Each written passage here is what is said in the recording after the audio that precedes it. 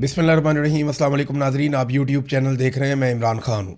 नाजरीन, आज़ाद कश्मीर में मैंने अभी कुछ मनाजिर देखे। थोड़ी देर पहले मुझे वीडियोस भेजी हैं कुछ दोस्तों ने, और ये जर्नलिस्ट हैं।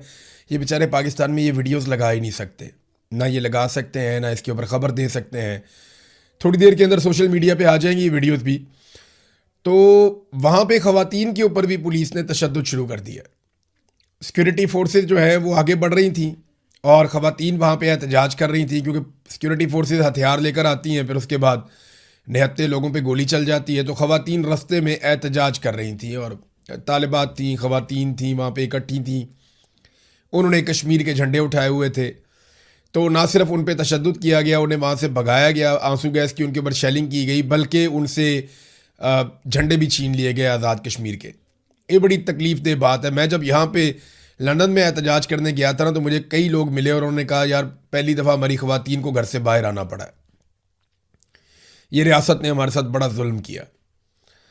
तो मैंने कहा जी वो अपने हक़ के लिए एहतजाज के लिए। उन्होंने कहा नहीं, हमारी ख़वातीन, हमारी ये रवायात नहीं, हमारी ख़वातीन बाहर नहीं आती थी, लेकिन इन्होंने हमें मजबूर किया, ख़वातीन को मजबूर किया कि उन्हें बाहर आना पड़ा एहतजाज करने के लिए। इतना ज़्यादा जुल्म किया जा रहा है। तो ये मनाजिर मैंने खुद देखे हैं अभी। अब मिशाल मलिक साहबा को लाया गया, उनको लाके एक प्रेस कॉन्फ्रेंस करवाई गई। गो कि वो ये बात कर रही थी कि पुरअमन तरीके से बैठ कर इस मसले को हल करें। जंगों के बाद भी ये मसले बैठ कर ही हल होते हैं। वो ये बात ठीक कर रही थी, गलत नहीं कर रही थी। यही बात मैं पहले दिन से कह रहा हूँ, जब खून नहीं बहा था मैं तब भी कह रहा था कि बैठ जाए ना, बैठ के बात करें। कोई ये दुश्मन मुल्क तो नहीं है, पाकिस्तान है, हमारे अपने लोग हैं, हमारी अपनी फोर्सेज हैं, कश्मीरी भी हमारे भाई हैं। तो ये तो नहीं हो सकता कि आप उनको गोली की ज़ुबान में बात करें, जुल्म और जबर का सहारा लें। अब वो कहते हैं 100 से ज़ायद लोग हमारे शहीद हो गए, वो ये भी कहते हैं हमारी लाशें गायब की जा रही हैं। तो मिशाल मलिक साहबा आई हैं और उन्होंने आकर फ़ौज को कहा, जी फ़ौज की तो कोई जिम्मेदारी नहीं है इस सारे मामले में। यानी उन्होंने मिलिट्री को इस सारे मामले में बेगुनाह करार दे दिया और सारा का सारा मलबा उठाकर उन्होंने सियासतदानों पर डाल दिया।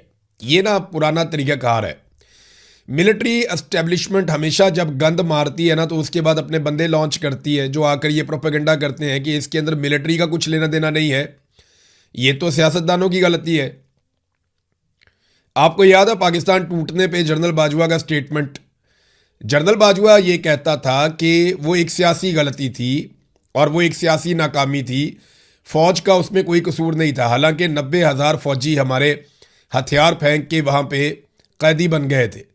दुनिया की तारीख का सबसे बड़े सरेंडर में से एक वो सरेंडर था जो पाकिस्तानी फ़ौज ने भारतीय फ़ौज के सामने हथियार फेंके और 90,000 कैदी बन गए। और फिर एक जुल्म सितम की एक दास्तान है जो वहाँ पे रकम होती है।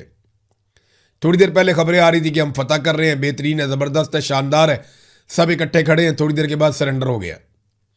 तो एक बहुत बड़ी शर्मिंदगी पाकिस्तान के साथ चलती है। भारत के तमाम जो बड़े बड़े दफातर हैं मिलिट्री के, वहाँ पे उन्होंने वो तस्वीर लगाई हुई है पाकिस्तान की जानिब से सरेंडर की, और उसको वो एक बहुत बड़ी वॉर ट्रॉफी के तौर पे देखते हैं। अनफॉर्चुनेट है, लेकिन है। तो बातचीत तो आपको करनी पड़ती है, बैठना पड़ेगा, बातचीत करनी पड़ेगी। उस वक्त भी जो है ना, वो फौज ये कहती थी हमारा तो कसूर नहीं था, पॉलिटिकल लोगों का कसूर है। आज भी वो यही कह रहे हैं। देखिए, इनकी पॉलिसी गलत है।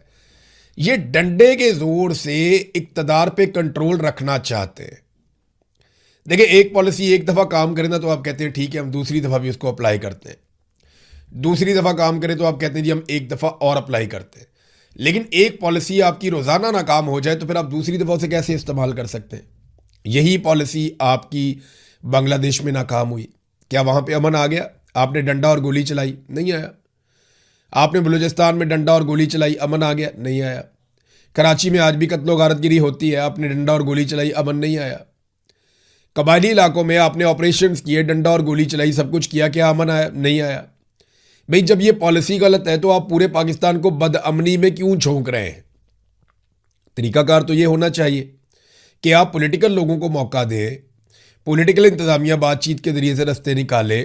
जहाँ पे ताकत का इस्तेमाल करना है वहाँ पे कानूनी ताकत का इस्तेमाल किया जाए, अदालतों को इसके अंदर शामिल किया जाए। ये क्या बात हुई कि आपने बंदूक उठाई और 50-40 बंदे मार दिए, और बंदे मारने के बाद आप सीने पे हाथ मार के कहते हैं जी फ़र्क ही कोई नहीं पड़ता। वो अभी फील्ड मार्शल आसिम मुनीर साहब की एक वीडियो वायरल हो रही है जिसमें वो तलबा से बेचारे सवाल ही नहीं कर सकते, उन्हें सवाल करने की इजाज़त ही नहीं मिलती। वीडियो वायरल हो रही है जिसमें आर्मी चीफ फितना कुचलने की कुरानी आयात का हवाला दे रहे हैं कि इन्हें कत्ल कर दो, इनके हाथ पांव मुखालिफ सिमत से काट दो, और अगर ये तायब हो जाएं तो फिर इनकी माफ़ी है। देखिए, मैं एक चीज़ कहना चाहता हूँ, कुरान मजीद को ना अपने मुजालिम को जवाब देने के लिए आप कुरान मजीद की आयात का सहारा ना लें। ये ज़्यादती है, ये गलत बात है। यही आयात मुझे भी सुनाई गई थी जब तशद्दुद कर रहे थे ISI के लोग मेरे ऊपर।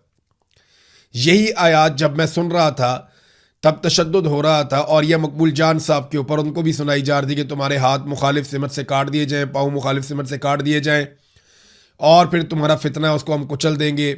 इस तरह उनको भी आयात सुनाई जा रही थी। तो क्या कुरान पाक सारा का सारा सियासी मुखालिफिन पे नाजिल हुआ है? जो आसिम मुनीर साहब को पॉलिटिकली उनकी मुखालफत करेगा, कुरान पाक क्या उसके ऊपर नाजिल हुआ है? मेरे चंद सवालात हैं इसमें। एक तो ये कि क्या आप कुरानी और इस्लामी तालीमात पे अमल कर रहे हैं जो आप ये कहते हैं? क्या इस सूदी निज़ाम के साथ आप खुद को अमीरुल मोमिनीन समझना शुरू हो गए? मुल्क में सूदी निज़ाम लगा हुआ है। जालिम हुक्मरान के सामने कलमा हक कहना क्या होता है? वो अफजल जहाद होता है। और कुरान मजीद की रोह से इलेक्शन चोरी करना, चादर और चार दीवारी का तकद्दुस पामाल करना, इंसानों को जबरी तौर पे गुमशुदा करना, चोरों डाकुओं और लुटेरों का सहूलतकार बनना, ख़वातीन की तजलील करना, बच्चों पर तशद्दुद करना, अपने हलफ की खिलाफ वर्जी करना, गैर इस्लामी आलमी ताकतों की खुशामद करना, नाइंसाफ़ी का बाजार गर्म करना, जाली हुक्मरान बनाना, सूदी निज़ाम चलाना, मुसलमान भाइयों पर गोलियां बरसाना, इंसानी हकूक़ की धज्जियां उड़ाना, खुद से इस्तिस्ना ले लेना, क्या ये सारी चीज़ें कुरान मजीद की रौ से जायज़ हैं? ये जो आपने किया वो सारा जायज़ है। पाकिस्तानी सिर्फ अपने हकूक़ मांग लें तो वो फितना हो जाते हैं। आप उन्हें कत्ल करेंगे, उन्हें मारेंगे, उनके हाथ और पाँव मुखालिफ सिमत से काट देंगे, और बच्चों को बिठा के आप ये कुरानी आयात सुना रहे हैं। भी बच्चों को ये बताना है कि बच्चों झूठ नहीं बोलते, बच्चों करप्शन नहीं करते, बच्चों अपनी ज़िंदगी ईमानदारी के साथ गुजारते हैं, बच्चों गलत को गलत कहना सीखो, बच्चों सही के साथ खड़े होना सीखो, शिरक नहीं करते, अपने रब के अहकामात पे अमल करते हैं। आपने अगर बच्चों को बताना तो आप ये बातें बताएं कि जुल्म का साथ नहीं देते, मजलूम के साथ खड़े होते हैं, लेकिन वो बातें नहीं करेंगे। बच्चों को बताएंगे जी एक तरफ से हाथ काट देंगे, एक तरफ से पाँव काट देंगे। तो आप कुरान मजीद को भी इस्तेमाल कर रहे हैं। अगर पाकिस्तान, ये सिर्फ आपने नहीं पढ़ा हुआ कुरान मजीद फील्ड मार्शल साहब, ये पूरे पाकिस्तानियों ने पढ़ा हुआ है। पाकिस्तानियों ने अगर कुरान मजीद की आयात का हवाला देना शुरू कर दिया ना, तो यहाँ पे लोगों को मुंह छुपाने का मौका भी नहीं मिलेगा, जगह भी नहीं मिलेगी। कुरान मजीद में इतनी क्लैरिटी है जुल्म को और जालिमों को लेकर। मजलूमों के लिए कुरान मजीद में क्या है वो भी आप वहाँ पढ़ लें जाके। बेशुमार कुरान मजीद की आयात हैं जो आज उनको जो है वो पसे पुष्ट डाला जा रहा है। फजल रहमान खुद कहते हैं कि जी कुरान मजीद के खिलाफ जो है वो यहाँ पे कानून साजियाँ हो रही हैं। आपका अपना करीबी मौलवी है ना, बहुत ताल्लुक वाला है आपका, इसीलिए उसके ऊपर अभी तक आपने मुकदमा भी दर्ज नहीं किया, और फजल रहमान को आपने मौका भी दिया हुआ है कि चढ़ के रहो, हीरो बन जाओ, हमें गालियां दो, पाकिस्तान तहरीक इंसाफ से उसकी मकबूलियत छीन लो। इसीलिए फजल रहमान को फ्री हैंड दिया हुआ है ना। उसके ऊपर तो तमाम तर बयानात देने के बावजूद एक मुकदमा आपने दर्ज नहीं किया, जबकि इमरान खान की बहनों पे मुकदमा दर्ज कर रहे हैं। जरा आगे वापस वो पहले वाली बात के ऊपर भी वापस मैं इमरान खान साहब की बहनों वाले मामले पे आऊँगा। अब ये नाजरीन मिसाल मलिक आई हैं, वो ये कहती हैं कि जनाब ये फ़ौज का कसूर नहीं है, ये कसूर जो है वो सियासतदानों का है, सियासतदान जिम्मेदार हैं जो कुछ भी हुआ है, ये मिसाल मलिक साहबा कह रही हैं। लेकिन सियासतदान तो बेचारे ना 3 में ना 13 में, वो बेचारे रोते पिटते रहते हैं कि ना हमें इक़्तिदार हमारी मर्जी से मिलता है, ना हम फैसले अपनी मर्जी से कर सकते हैं। आज पीपल्स पार्टी की वहाँ पे हुकूमत ज़रूर है, वो हर गंद की सहूलतकार ज़रूर है, लेकिन असल कार्रवाई तो वहाँ पे एजेंसियाँ डाल रही हैं। असल कार्रवाई जो है वो तो मिलिट्री एस्टेब्लिशमेंट डाल रही है। अपने इक़्तिदार को दवाम बख्शने के चक्कर में हर जगह पे इन्होंने जुल्म किया है, और अब जितने बंदे शहीद कर दिए गए हैं ये किसके खाते में डाले जाएंगे? भी किसी का तो सर लिया जाएगा ना। 100 के करीब बंदे जॉइंट अवामी एक्शन कमेटी के मुताबिक उनके शहीद हो गए हैं। अब ये किसी के सर में तो जाएगा। और देखें मजाक कैसे उड़ाते हैं। अब सार आलम को देखें, अच्छा खासा सीनियर जर्नलिस्ट था, बाद में सरकारी मुलाजिम बन गया, फिर ऐलान किया कि मैं कभी भी दोबारा सहाफ़ी नहीं बनूंगा। अब वो ये कह रहा है कि ख़वातीन को और बच्चों को जॉइंट अवामी एक्शन कमेटी वाले ढाल बनाकर इस्तेमाल कर रहे हैं ताकि वो मर जाए। कैसी बेशर्मी और डिठाई है। भाई कौन सा बच्चा या खातून उन्होंने आगे की जिसको गोली लग गई? जितनी गोलियां लगी वो कश्मीरी नौजवानों को और बुजुर्गों को लगी हैं।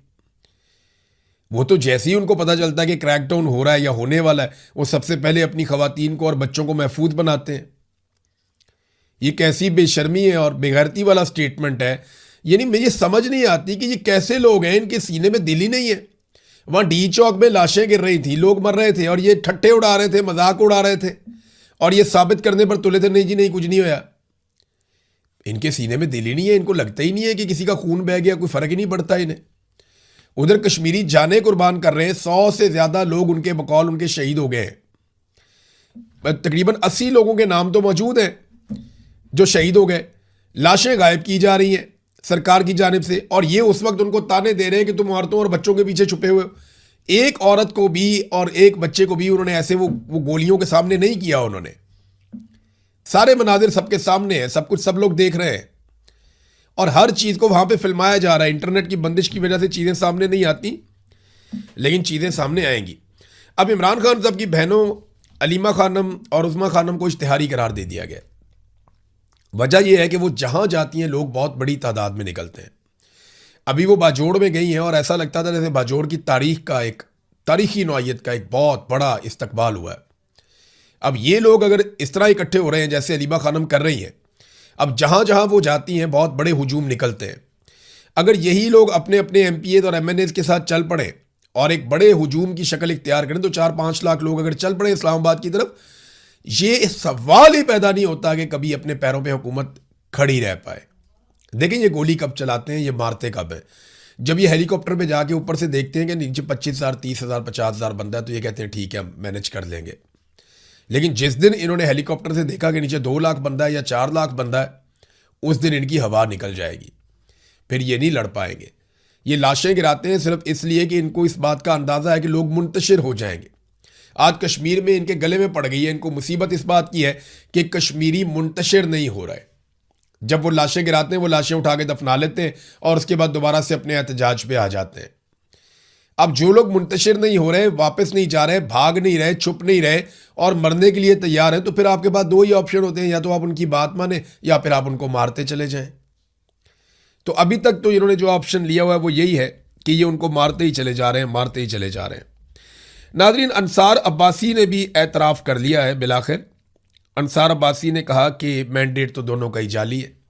फॉर्म 47 के ऊपर पीएमएलएन को दिया गया, बिल्कुल ठीक बात है, लेकिन जो मैंडेट है वो पीपल्स पार्टी का भी जाली है। उनका सदर भी इसी मैंडेट के साथ ही बना है। साथ ही उन्होंने तहरीक इंसाफ के लोगों को गालम गलोच वाला कहते हुए कहा कि जनाब वो आरटीएस वाला इलेक्शन था 2018 का। अपने आप को ये तहकीकाती सहाफ़ी कहते हैं, ज़रा थोड़ी तहकीकात करें और हमें बताएं कि आरटीएस बैठने से पहले किस जमात की सीटें ज़्यादा थीं और आरटीएस बैठने के बाद किस जमात की सीटें बढ़ गई थी। सिर्फ ये पता कर लें। देखें ना, आरटीएस अगर इमरान खान के फ़ायदे के लिए बैठाया था तो इमरान खान की सीटें बढ़ जानी चाहिए थी आरटीएस बंद होने के बाद, लेकिन उसकी सीटें आरटीएस बंद होने के बाद कम हो गई। फिर ये चेक कर लें, ज़्यादा पटिशन्स पीएमएलएन ने और पीपल्स पार्टी ने डाली थी धांधली के खिलाफ, या ज़्यादा पटिशन्स पाकिस्तान तहरीक इंसाफ ने डाली थी धांधली के खिलाफ 2018 के इलेक्शन में। अपने आप को तहकीकाती सहाफ़ी कहते हैं और एक पॉलिटिकल पार्टी के वर्कर बने हुए हैं और कुछ भी नहीं है। अभी बिलावल ने नूरा कुश्ती की है पीएमएलएन के साथ, तो नूरा कुश्ती भी इनसे बर्दाश्त नहीं हुई और ये नवाज शरीफ के हक में, नवाज शरीफ की सपोर्ट में निकल के बाहर आ गए। मेरी समझ से बाहर है। इतनी इनकी उम्रें हो गई हैं, इतना अरसा इनको सहाफ़त करते हुए हो गया, ये सही को सही और गलत को गलत नहीं कह पाते। और जो पॉलिसी असल में जो बातें हैं ना, जो चीज़ें हैं जिन पे बात करनी चाहिए, वो जबरी गुमशुदगियाँ हैं पाकिस्तान में, वो जुल्म और बर्बरियत, इंसानी हकूक़ की पामालियाँ हैं जो पाकिस्तान में हो रही हैं। ये आमना मसूद जंजुआ साहिबा कितने सालों से एहतजाज कर रही हैं, कितने सालों से एहतजाज कर रही हैं। आज मसूद जंजुआ और फैसल फराज को जबरी तौर पे लापता हुए लगभग 21 साल हो गए। जुलाई 2005 में मुशर्रफ के दौर में इन दोनों को लापता किया गया था। अच्छे लोग थे, दीनदार लोग थे, अगवा कर लिया, लापता कर लिया। आज तक इनका पता ही नहीं चला। आपने इंडिया की फिल्म देखी होगी, आजकल लोग बहुत उसकी बात करते हैं, सतलुज मूवी, जिसमें वो एक सिख था, वो आवाज़ उठाता है, फिर वो लापता कर दिया जाता है, फिर उसे कत्ल कर दिया जाता है, फिर उसकी आज तक लाश नहीं मिली। उसकी बीवी लापता अफराद के लिए आज भी आवाज़ उठाती है। यही कहानी पाकिस्तान की भी है। मसूद जंजुआ साहब के साथ भी यही हुआ था और उनकी बीवी आज तक आवाज़ ही उठाती है। उनकी लाश भी नहीं मिली, पता ही नहीं चला। सिमीदीन बलोच, उसके वालिद का पता ही नहीं चला, लाश भी नहीं मिली। मारक बलोच के वालिद की तो लाश मिल गई थी मसक शुदा, लेकिन सिमीदीन बलोच के तो वालिद की लाश भी नहीं मिली। हाँ, लेकिन कुछ लाशें मिली हैं, आज भी मिली हैं। बलूचिस्तान में जिन मजदूरों को अगवा किया गया था, जिनका ताल्लुक पंजाब और खैबर पख्तूनख्वा से था, ये तो बेगुनाह लोग हैं ना बेचारे, अपना काम करने गए हुए हैं और इस भरोसे पर गए हुए हैं कि रियासत उनका तहफ़्फ़ुज़ करेगी। उन्हें भी कत्ल कर दिया गया। यानी जिन्हें लापता किया गया था, अगवा किया गया था 2 दिन पहले, 6 मजदूरों की लाशें मिल गई हैं। अब मेरा सवाल ये है कि फिर आप बाजियाब किसको करवाते हैं? कोई एक वाकया बताएं, कोई एक जगह बताएं जहां पे मगवियों को बाजियाब करवाने में पाकिस्तान की सिक्योरिटी फोर्सेस कामयाब हुई हों। इतनी कमांडो ट्रेनिंग, इतना सारा पैसा, इतने सारे हथियार, इतना सारा जदीद साजो सामान, ये सब कुछ लेकर देने का क्या फ़ायदा है जब कभी भी आप किसी को बाजियाब नहीं करवा सकते? साबिक वज़ीर आज़म यूसुफ रज़ा गिलानी का बेटा अगवा हो गया था और बाजियाब नहीं हो सका, वो किसी हादसे के नतीजे में छूट के निकल के आ गया था। तो ये बाजियाब तो उसको भी नहीं करवा सके थे।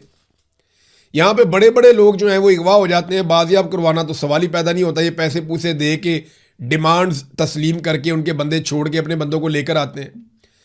तो प्रोफेशनल फोर्सेस कहाँ गई? कहाँ है प्रोफेशनलिज्म जिसमें बाजियाबियाँ करवाई जाती हैं, लोगों को निकलवाया जाता है, छुड़वाया जाता है? क्या ये सारा कुछ हम ड्रामों में ही देखते हैं, फिल्मों में ही देखते हैं? भाई प्रैक्टिकली जाएं, जाकर लोगों को बाजियाब करवाएं। ये मजदूर क्या किसी के बेटे, किसी के शौहर, किसी के माँ बाप नहीं थे? ये किसी के बाप नहीं थे? ये बेचारे वहाँ पकड़े गए, इनके बच्चे नहीं थे, इनकी जानें कीमती नहीं थी, इन्हें बाजियाब करवाने के लिए कोई गया ही नहीं और ये मजदूर शहीद हो गए और इनकी अब लाशें बरामद हो गई हैं। नाज़रीन, इस वक्त पाकिस्तान में जितने भी आदाद शुमार हैं वो सारे के सारे तबाही की दास्तान सुना रहे हैं, मगर हुकूमत और एस्टेब्लिशमेंट मीडिया पे लगातार दबाव डाल रही है और भी एक ताज़ा दबाव डाला गया कि आप मुस्बत रिपोर्टिंग करें। देखिए, इस माहौल में सरमायाकारी कौन करेगा? पाकिस्तान में कश्मीर में जो है वो 100 से ज़ायद शहादतें कही जा रही हैं। सिक्योरिटी फोर्सेस जो है वहाँ पे लाशें गायब कर रही हैं, उनके ऊपर ये इल्ज़ाम है। बलूचिस्तान खैबर पख्तूनख्वा जल रहा है। सिंध और पंजाब की बैड गवर्नेंस के खौफनाक मसाइल हैं, जाली हुकूमतें हैं, आदम बर्दाश्त बढ़ गई है, सियासी अदम इस्तेहकाम है, CCD जैसे घिनौने इकदाम लिए जा रहे हैं, गैर मुल्की खवातीन का पाकिस्तान में रेप हो जाता है। ऐसे माहौल में कौन आएगा और आकर पाकिस्तान में सरमायाकारी करेगा? ये सवाल सिर्फ हमारे हुक्मरान अपने आप से पूछ लें। ये सारा कुछ ठीक हो सकता है, सिर्फ मिलिट्री एस्टेब्लिशमेंट पीछे हट जाए और पाकिस्तान को अवामी मुंतखब नुमाइंदों के हवाले कर दे। फिर आप देखिएगा चीज़ें कितनी रफ्तार से ठीक होती हैं। आपने 70 साल में, 75 साल में जो चीज़ें बर्बाद की हैं ना, इंशाअल्लाह 15 से 20 साल में पाकिस्तानी इसको बिल्कुल ठीक कर देंगे। लेकिन 15 से 20 साल तक आप अपनी हुदूद के अंदर रहेंगे। अब तक के लिए इतने, अपना ख्याल रखिएगा, अपने इस चैनल का भी। अल्लाह हाफ़िज़।